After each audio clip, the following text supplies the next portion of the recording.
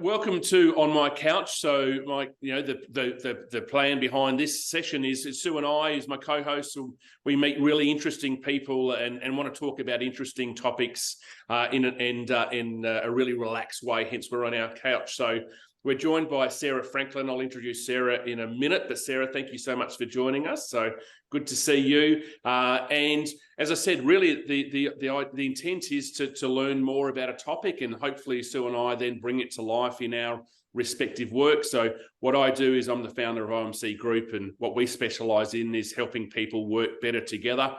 We do it through leadership development, team effectiveness, strategy, but fundamentally the outcome is how we work together. And I've been doing this type of work for 12 years now. OMC Group's been going for 12 years, which is sensational.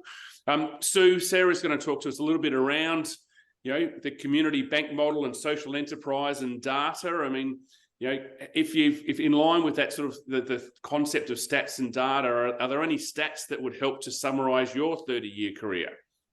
Very interesting. Thanks, Damien. And for those listening, again, there is a connection between Damien and myself, and we are related. So hence the more familiar questions to me potentially. Yep. So I've been fortunate, 30-year career, but probably the biggest opportunity that I've had is actually since I've left my corporate career and gone into that sort of, what do they call it, portfolio career, where you get to work with lots of different people and sort of hover, I suppose, for the want of a better word. And probably the thing that I think is really important that I've probably learned the most is, especially, you've got to be a lifelong learner. You've got to be interested in learning. And it doesn't, and also the fact, I think the other key thing is you've got to be prepared to reach out and ask people, what do they think and could they help? And so that's why I think that this conversation is going to be so good, because, here we are and we get to speak to someone that's doing something outside of certainly my normal sphere, and you get to understand a different perspective. So I'm really excited. So in terms of stats and numbers, long career, but I don't think you really ever get to say, oh, I can check out now because I've learned everything that I need to know. So yeah, really looking forward to today's discussion. Cool, great. And Sarah Franklyn. So I normally do a sort of bit of an overview. Sarah's the chair of the Community Bank National Council with Bendigo Bank, so we'll learn more about that. Director of Sales Marketing at Impact Data, also chair of Inner West Community Enterprises, previously been a business owner of Murphy Brown Marketing, a loyalty specialist with Best Friends Care, strategic commercial manager with IGO Direct Group, business manager with Rewards, where are we? Rewards Come True, FPOS gift cards, a GM membership marketing with Full House Group, and that's not everything there. So it was interesting, Sarah, when I was having a look through. It's a pretty diverse, career, but I'm sure there's something that connected. And what we're interested in talking about today, amongst other things, is around the sort of that intertwining of data and social impact with a little bit of marketing as well. So, I mean, before we go into the sort of the more conversation part, what's your story and what are you doing now, and is there a connection? Thanks, Damien and Sue. It's lovely to be here to chat with you. And in prepping for this discussion and reflecting back on my career, I just had an epiphany going, oh my God, is my career just a crazy bunch of unrelated things? I am right now, as you mentioned, the Sales and Marketing Director of Impact Data, and we're a digital marketing company that specializes in hospitality data. And on my passion projects are the community banks, where we make money out of banking and we give money back. And how can, and you look at those two things and say, how could they possibly be related? Are you schizophrenic? And the reality that I really did think about this, actually, and I understood the thread that actually sews through my career is actually I'm a storyteller. And because of my ability to understand data, to connect people to that data and to use that to tell stories, I've been able to be, a marketing person, throughout my whole career that's been data led. On the Yep. social enterprise side, storytelling is even more important, because if you can't tell your story, you can't get attention to get funding for what you're trying to impact. And in order to do that, you need data to prove that your impact actually works. And therefore, people like me who are sitting on the funding side should give you that money. So I'm probably one of those people that's quite critical in reviewing people who are asking for money to say, well, what is your data? What story are you telling me? So it was actually, thank you guys.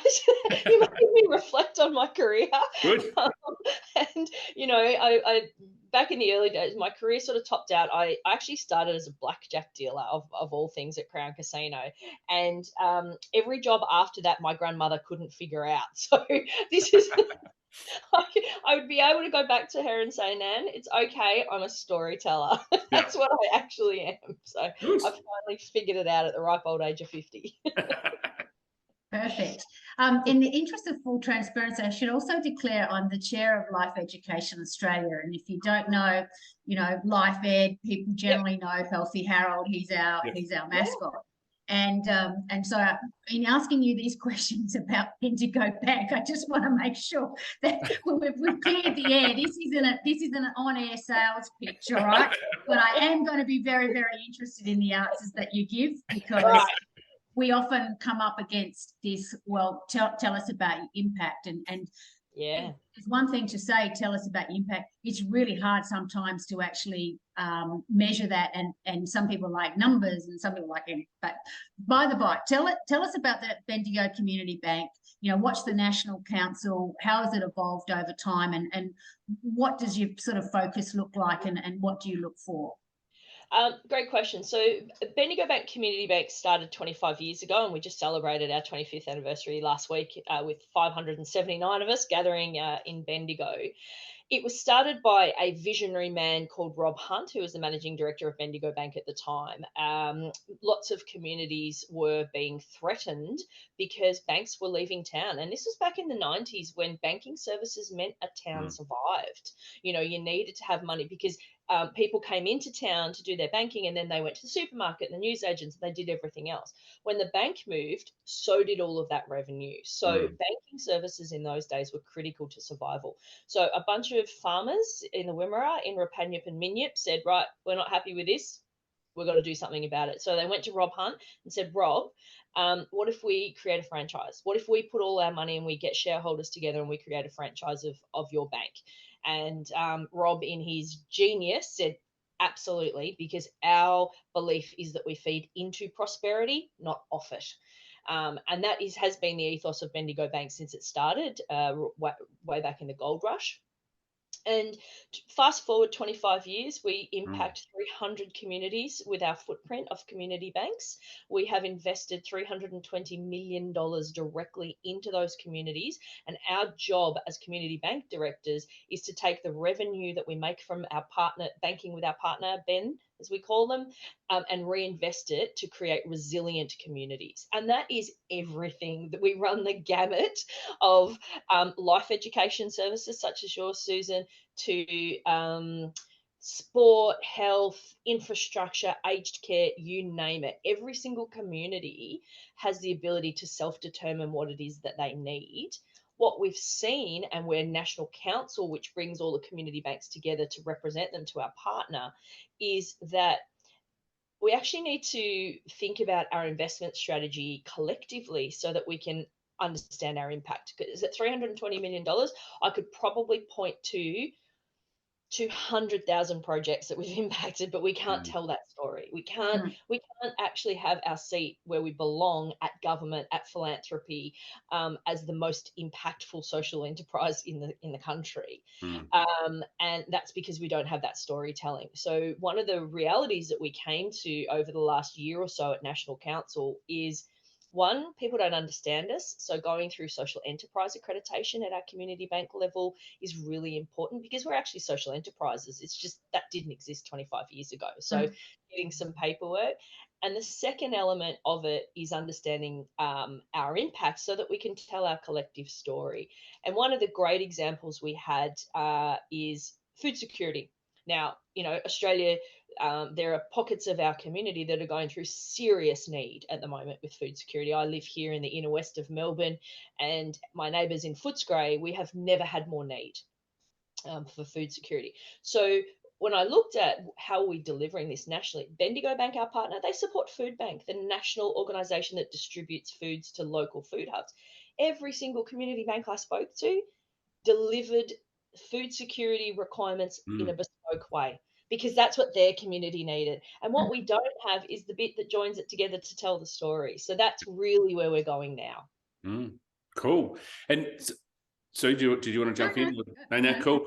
And I mean, Sarah, you and I know each other both from worked in the hospitality space, but also I'm also a chair of a community bank as well. And we've talked about the Inner West Community Enterprise. So just going down a little bit more, can you talk to us about that? Because it's a pretty interesting, pretty unique and way, and that it's almost you've spun out to sort of not spun out, but the engine is the bank, but that's not the output, if that makes sense. It's exactly. We sat around our community bank board about 6 years ago, I think, just before I took over as chair, might have been 7, and we looked at each other in the eye and said, what are we here for? What do we actually want to deliver to our community? Do we just want to keep putting money into the footy clubs and that, not that that's important, or is there a more lasting need that our community is facing into? And we realized that there was. So we took a step back from, thinking, what are we going to do? And we asked one of our board members to step down and just actually go and, as a paid employee, look around our community and see what it needed. See what opportunities there were for us to make a really significant impact. Fast forward 7 years, we have 3 major programs that we now underwrite and own to some degree or manage. One is the West Sider newspaper. Community storytelling is so important. It's the fabric that stitches people together, and that newspaper now gets distributed all over the West. And it is run by by volunteers. It's all citizen journalism. Wow. So we tell the story of everyone in our community, which is it's actually my favorite read. I'm not going to lie. We also have a Inner West bike hub, and we worked with Rotary to take their program where they were building bikes to give to refugees and migrants, and we've put it on steroids. Wow. We now do a bike education program for kids through Year 9 children through Footscray High School. We do events where corporates can come and rebuild a bike and do team building and learn some new skills. But more importantly, we continue to provide bikes to migrants and refugees and people in need. And I had a stat the other day, we've removed 1.18 tonne of metal out of landfill last year. So that's circular economy. But the real one, the passion project of my board, is financial literacy. We live in a community where multi-generational poverty, where people are coming there first in family, first to maybe finish university, to go to university, and they're also from migrant or ethnic populations, and they just fundamentally don't understand our financial instruments and how to get into them.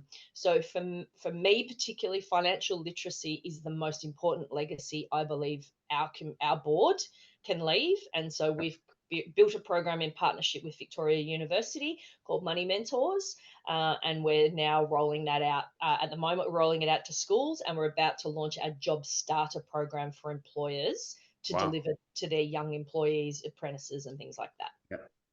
Yeah, that's impressive. And then I know, Sue, you want to move on, but also that's a great example, right, of going back to the broader 300 communities. Because I'm sure there's probably other communities around Australia and community banks that are dealing with that. So how do we get better at actually saying, hey, here's something we've prepared earlier that might actually be helpful? That's the plan. Pick it up and drop it into lots of other communities. Yeah, awesome. Absolutely. Terrific. Great. That's inspiring. Thank you. So your other hat is impact data. So and I think when we started, we said, oh, how do these work together? So tell us what impact data is and what do you do and how do the two link together, or are they entirely separate Yeah, so Impact Data is a Melbourne founded business. Four blokes got together about 24 years ago and started an SMS service for nightclubs. Fast forward 23 years, we now help hospitality businesses get more visits more often. Mhm. And fundamentally, it comes down to every hospitality person I know probably creates an extraordinary experience when you're on premise, right? Mm. They've got you got the beer's cold, the palmers are hot, the chips are good, the seats are nice, the toilets are clean, all of that. What they're not usually good at doing is figuring out how to get more people to come on premise. They just Mm. open their doors and hope for the best. And for a Yeah. really long time, it was a real estate business. You just put your hospitality business in the right spot and you were going Mm. to be fine. Mm. That's not the case anymore. You have to work harder. We have more choice. We have, in some cases, less discretionary spend, although Australians actually still spend more on hospitality than almost any other country in the world. Right. But what we now have is new data. The proliferation of order at table data, reservation systems, all of these things mean that every pub, cafe, restaurant, fast food joint now actually has access to talk to their customers. So Mm. what we do is we take all of that data and we make it actionable. Actually, we take it all away from our hospitality business owners, God love them, and we say, you focus on prem, let us get the customers in the door. So we create triggered communications that are based on behavior. So it's about, and I use the analogy, it's like dating. When I first go to a restaurant, I've had my first date and it's lovely. And we know up to 80% of customers don't return. And that's because you didn't ask me on a second date. So Mhm. my job as their data partner is to actually ask you. And Mm. then when we've had a few dates, we Yep. know each other a bit. So you got to show me you know me, but not in a creepy way. Yep. And that's again when we start to personalize that relationship you're having with that consumer when they're not on premise. Mm. But because unfortunately, if you don't show me you know me and you just tell me the stuff you care about Mm. infinitum, like send me a boring Mm. newsletter every month or, Yeah. only talk to me on key occasions, well, it's not an equal partnership. It's not a relationship. Mm. It's all about you. So my job really is to help our partners connect with their customers when they're not on premise, and to fundamentally help them drive more revenue. And my passion, I suppose, here is I love to help the smaller guys. We do a lot of work in the fish and chip industry in the UK, and we're talking tiny little businesses Mm. that have been there for perhaps a couple of generations, and we're now fundamentally changing their revenue, Mm. and they don't have to do anything. So, Yeah. I suppose the democratization of data is the thing that links me to my social enterprise piece, where I'm really about helping small business compete with the Domino's of the world and places like and the Maccas of the world, because Mhm. they've got teams of people that can help them.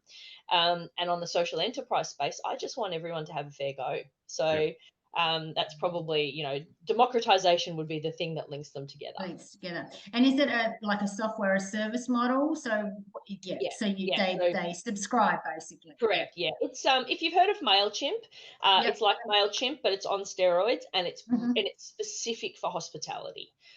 Because we really understand the data that drives hospitality relationships. Okay, Yeah. great. Yeah, that's fantastic because you're right. It is there is a lot of competition out there, and it's how do you get those that the first date is one thing and it's always Mm. fantastic, but you actually want multiple dates. Yeah.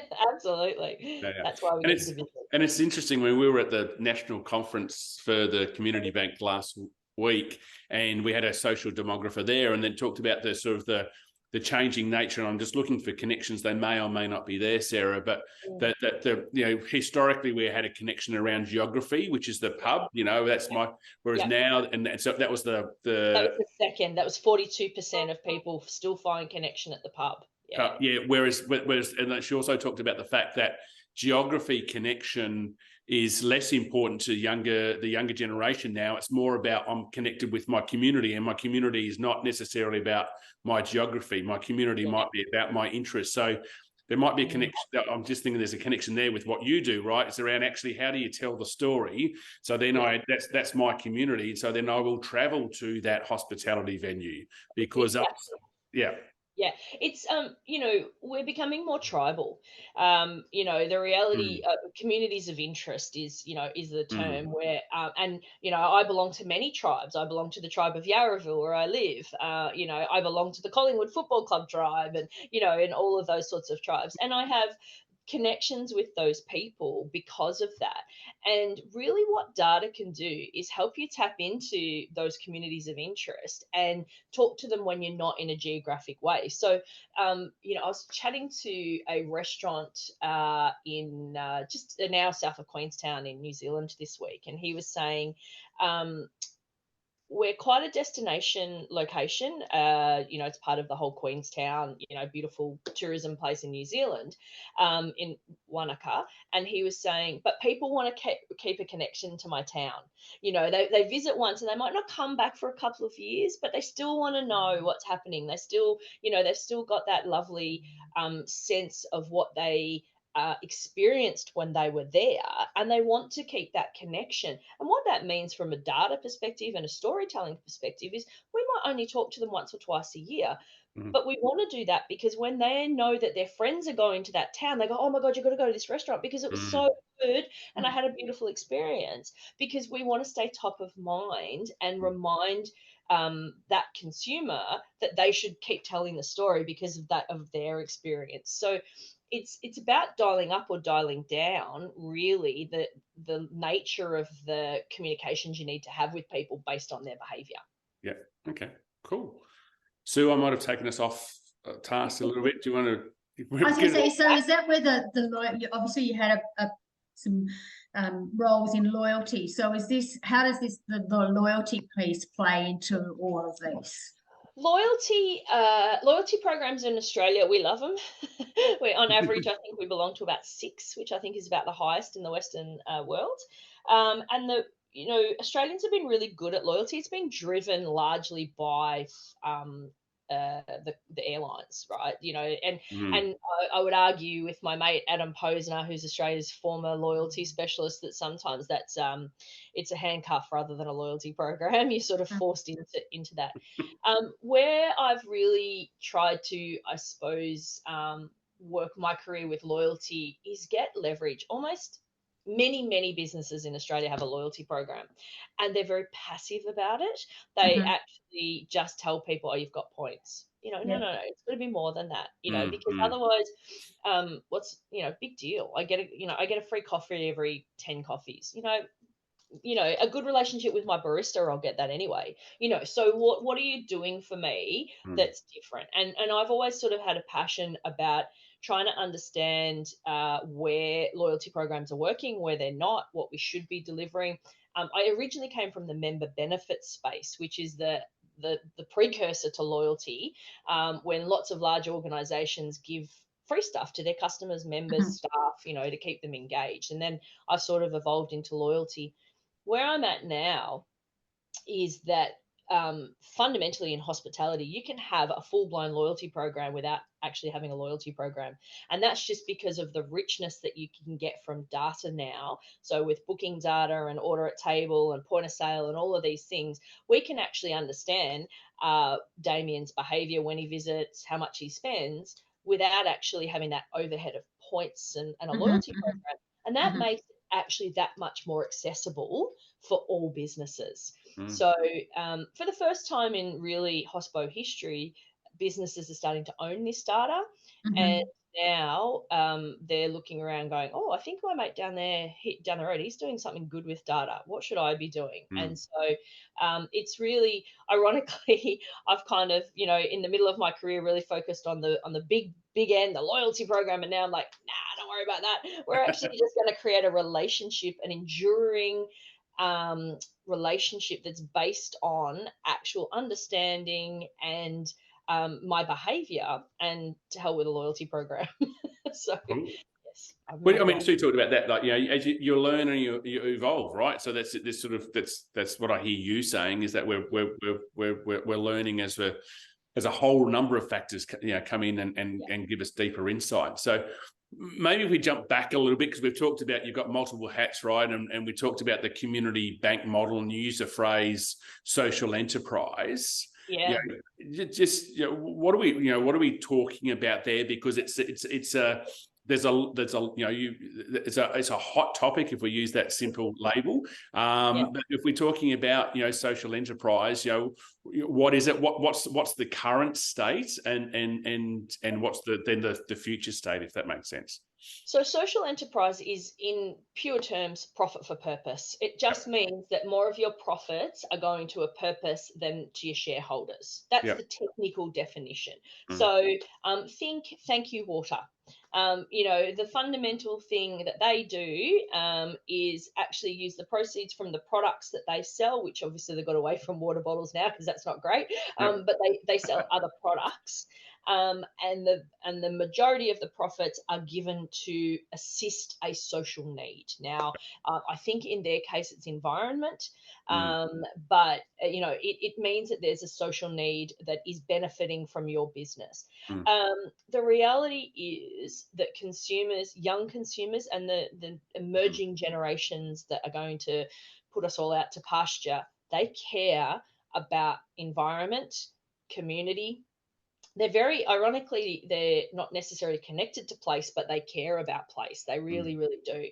And they have I think it's about 34% of them have demonstrated that they will shift their consumption to a business that aligns with their ethics. And so the reality is, if you are a social enterprise and you do good, you are actually now in the fastest growing economy in the world. Right. We've just sent our CEO from Inner West Community Enterprises. He left yesterday. He's heading off to the Social Economic World Forum in Copenhagen in a couple of weeks. He was in Brisbane for it last year. And this is where all of the great social enterprise economies are coming together, businesses, countries. Scotland is the world leader in social enterprise. Wow. I know, who knew? Scotland, followed by Canada. I mean, crikey, not many things that you'd put Canada and Scotland as one and two in. Certainly not in sport. And what they've realised is that when business does good, it actually helps everybody. And that's more important than profits that are going off to make rich people richer. So, it's about that democratization. It's actually, putting the money where it needs it rather than hoping that someone who has a lot of it will do good. So the emergence of social enterprise in Australia, it kind of started with charities going, oh, we need to actually be responsible for having our own revenue stream. So we'll go and buy an op shop or build an op shop, right? And so we've got a recurring revenue stream. We don't have to put our hand out all the time. Oh, bang, you're a social enterprise now, not a charity. You've got a business. So I heard a beautiful way it was described, which was the head of a business and the heart of a charity. Yeah, that's nice. It's nice, isn't it? It's great. And so, I mean, clearly, we've talked about the community banks and Bendigo Bank are heading that way and doing some significant efforts behind it. I mean, are there, what are the I suppose the insights from the social enterprise model that maybe small businesses, right, which is your passion, given your other hat. Are there some? What are some? You may not necessarily need to go down the full road to be certified as a social enterprise, but are there some insights that sort of that you can still apply in your day-to-day business that you think? Absolutely. One of the things that I've started to see a lot in hospitality. Most hospitality businesses actually probably support a number of charities or things in their own community, right? They've got leftover food, they've got, whatever it is, they're pretty good at it. They've actually been pretty terrible at telling people that they do that. And the other element of it that I'm starting to see, and I'm really encouraging our business partners to do, is if you've got a loyalty program, many of your consumers aren't that engaged in your points. They just like your coffee, right? And that's good. Everyone wins. So why don't you give your consumers the option to reward other people who need those points, Mm. you know, as part of your loyalty program. So, for example, Mm. why don't you give me the option to give a voucher to the local food hub, right? And so instead of, you know, my $10 worth of points, the coffee shop gives the charity $10, right? Great idea. It's a win-win-win kind Yeah. of relationship. And this is where I think we will start to see the evolution of loyalty programs and how business and philanthropy and social enterprise will start to connect with consumers in the middle, directing traffic, saying, hey, I want you to do better. Mm. That's where I'm going to put my money. And if you can demonstrate to me that you do better, we're going to have a different type of relationship and potentially a more engaging and long-term one. Yep. Okay. Yeah. Great. Like them. Yeah. Because the other company I work with is Prezi, which is the digital gift card company. And So you guys have got conflict of interest all over the place. I know. No, we've got aligned communities is what we do. Correct. And we both have a marketing background, so you know, like we right. probably switch roles, and people are going, oh, I thought her hair looked different last time she was here. That's right. But that how you create that loyalty and that repeat, it's all about that connection. And I think you're right when you say about creating that relationship. It can't just be a transaction. It's got to be so much more than a transaction. And even with Life Ed, the head of the business and the heart of a charity, gone are the days where people just go, here, have some money, go do whatever you want. It all comes back to what you said at the start. It's about that impact, and people want to understand, well, actually, I've given you $100 or 100,000, whatever the amount is, but tell me how it's going to be used. And it can't just be used for you to, have a better life yourself. It's got to be much broader than that. Yeah, and so you hit on the biggest challenge that's facing social enterprise now is measuring impact. And one of the reasons we've sent Andy over to Copenhagen is to see if we can understand what is best practice, because it's an emerging part of the economy. I think we will start to see standards come from these these connections globally, where we'll start to say, if you invest $1, for example, in food security, well, what does that deliver? Now, in my heart, I think, well, it's not about feeding someone. It might mean that child, if they are part of a breakfast program, actually concentrates better. That means they get better marks, which might mean they get an opportunity to get a scholarship or go to university, which might mean they get their family out of poverty. Now, I'm not going to see the result of that dollar for, maybe a generation. And we've just got to hope and keep, and keep going.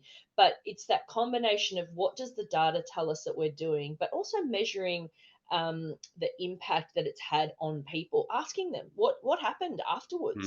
That's such an important part of impact measurement is, at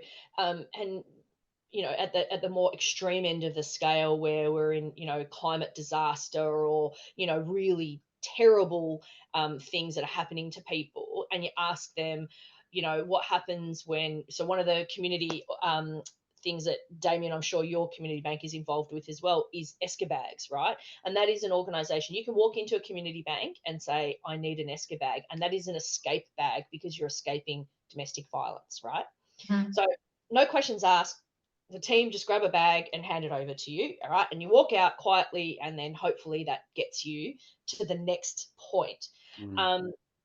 Imagine being able to do that with some dignity, with some, potentially without disrupting your children or your family, but the ability to actually have that support ready for you when you need it, there, without question. We also have to understand what that means for that person to know that that's there, as well as hopefully the couple of $100 worth of stuff that's in the bag if they need it. So yeah, you're right. The challenge is, if you go back to your first example, is that the child that the food gave them the breakfast program. And, you know, will they actually remember when they got to 18 that that breakfast program when they were in, you know, year whatever actually was the shift that's changed. So it's really hard to measure impact, because you're right, you've just got to hope that if I keep doing what I'm going to do, I know I'm doing good, but then you go to someone like the Bendigo Community Bank and you go, well, this is what I'm doing. They go, how do you prove your impact? And you go, great question. I can't, you know, like I'm pretty sure I'm doing good, you know. And we're getting to some measures that we can all agree on, and it's probably, I mean, you know, it was dollars invested. Now it's really, maybe it's just people touched. You know, in your case, Sue, with your program, it's not the kids that go through the program. It's the fact that they go home and talk to their parents and their mates, right? And they have different conversations as a consequence of going through your program. So actually, you know, your ripple effect is quite significant. And I think what you've got to do, and you know, is think about, well, how do I claim that? What impact? And you might have to go and do some interviews with people and say, what happens before, you know, talk to the kids beforehand and then after, and talk to the parents afterwards, and use that as the sorts of measure. Because the other thing, when we give away money, regardless of how we're doing it, whether we're doing it in business, as a philanthropist, or as an individual, we want to feel good about it, right? We want to have an emotional connection to what we did, what that money is going to do. As you said before, so we don't just want to put it over here in a pot and go, off you go and spend it. We need to have that storytelling delivered back to us. So it's a you know, it's qual and quant, you know, in marketing terms. You know, I need the quality stories, but I need the quantity of people touched as well. And I think that's where we'll see social impact. I don't think you can divorce them. I think they're two sides of the same coin. And I just think we have to get some rigor around the numbers collectively and how we measure those sorts of things. And also just understand it might be generational. But also, how do we get that storytelling piece in a way that cuts through and means that people are going to give your money to you because you're more compelling? Yes. So exactly. I'm gonna interrupt this because you two are now sort of, you know, the marketing, the data. It's, you know, I'm just, you know, I want to be selfish. I want to bring it back into. I didn't realise you were still on the call. Yeah, that's right. Sorry to interrupt. Sorry about that. But just, I want to sort of keep the discussion going, but also just shift it to like a people lens, right? You know, so you know, one of the things that we do is you know, how do we get people working better together? So I'm just curious around how this conversation and the focus on social enterprise and connection and meaning. I mean, given what you're doing with your multiple hats, right? How have you seen the benefit in terms of helping people work better together? If you spend time talking about this or measuring your impact, talking about your impact, if you think about people working better together, how does that help? Yeah. It's from my own personal perspective, spending a number of years in the gaming industry, I thought I'd better give back. So I thought I needed to redress the balance a little bit. But also, look, I come from a family that that really valued volunteering. My family believed if you could, you should, and so we were the only Australian family, of English speaking family in our street. Everyone used to come to our street in Moonee Ponds, so my grandmother could help them fill out their application forms to bring their families, or, you know, deal with the taxation department, all that sort of stuff. So she was the unofficial, you know, sort of secretary of Gladstone Street in Moonee Ponds. And that sort of really taught me that actually when you help people, you feel better. Now, there are lots of benefits to it from an individual perspective. People who are more connected to community and who have a purpose fundamentally live longer. That is just that's a simple fact. If you actually get out of bed because you're doing something to help someone else, you will live longer.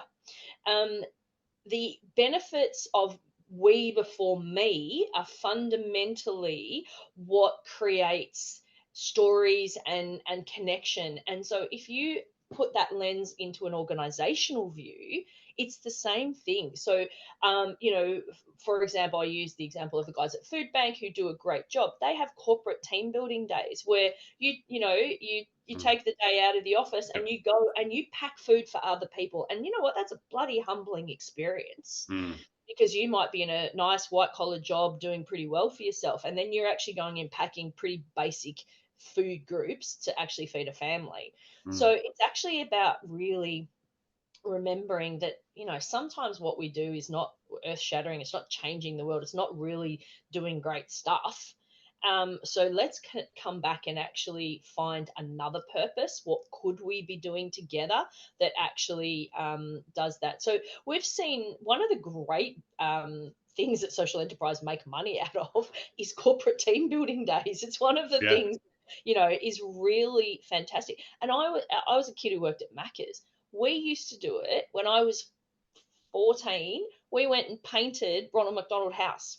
You know, because McDonald's said our social giving is all about Ronald McDonald House, and they've made, I don't know if you know much about that story, but my God, what they've done worldwide with that organization is enormous. But they don't just give it money. They actually connect their staff to it.